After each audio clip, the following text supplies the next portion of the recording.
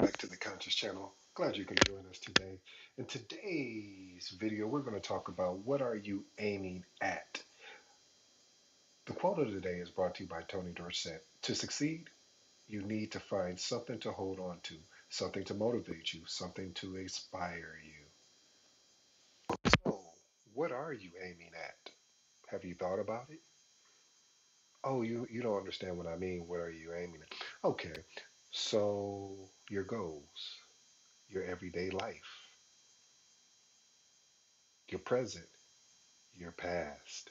What are you aiming at? Story time, ladies and gentlemen, it is story time. Staying with the theme of what are you aiming at, there was a interesting conversation that I had, and I do mean it's interesting. So I'm gonna print you guys a digital copy. So I had a conversation with a friend, and he said, man, I would really love to earn some extra money. And I said, well, how much extra money are we talking? Are we talking hundreds, thousands, or well, just an extra 500 a month? I said, I said, okay, this is what I want you to do.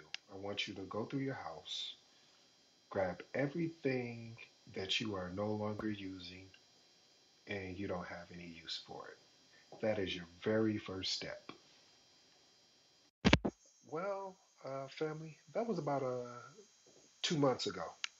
Haven't heard back ever since the first step.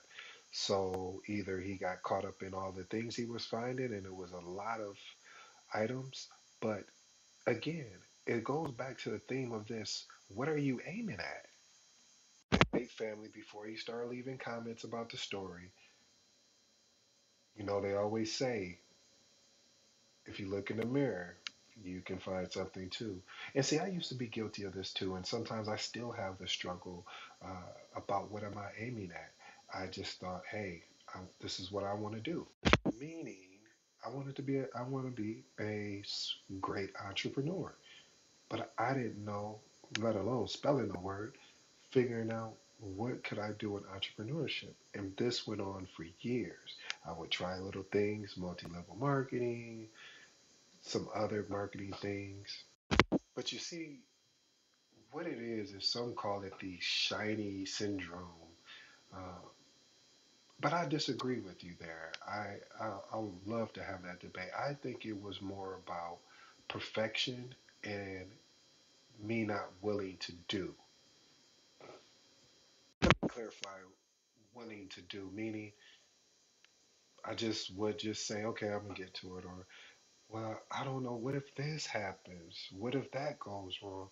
And it may all go wrong, but it was the fear of just moving forward and just testing. I say all of that to be transparent about myself as well as the story is to say that you can't be so afraid and have so much of fear that you miss out on the opportunity to be great. And I believe you guys have that opportunity to be great. But the decision is up to you. You have to choose to be great.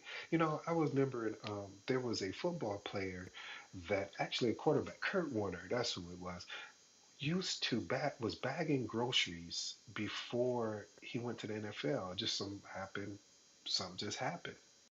Another point, family, where I got your attention here is don't be afraid.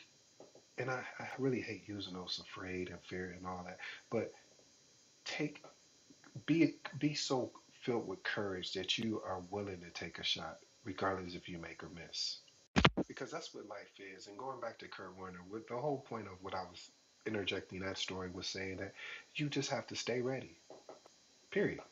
Just stay ready. Don't get ready. Stay ready. There is a totally difference. So when somebody say get ready, no, stay ready so you don't have to get ready. We all know. Okay, last little nugget to put in your pocket before I wrap this up.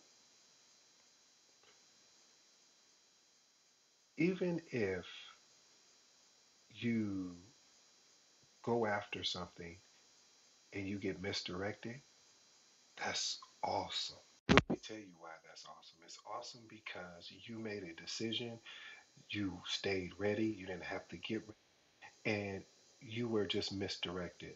I call that God. You may call it universe. You may call it intervention. I don't know. To each his own. Apple, tomato, tomato. But follow your. Eventually, you're going to hit bullseye. And I want you to keep in mind when you hit bullseye, do not forget all the bull that you had to go through to get to the eye. I'll slow that down. Don't forget all the bull that you had to go through to get to the eye. I'll clarify that a little bit better. All I'm basically saying is don't get caught up in the success that you're at that you forgot the process and the things that went into the process to get your success. So I don't want you to get comfortable. I want you to be appreciative, of course, and thankful, but don't get comfortable.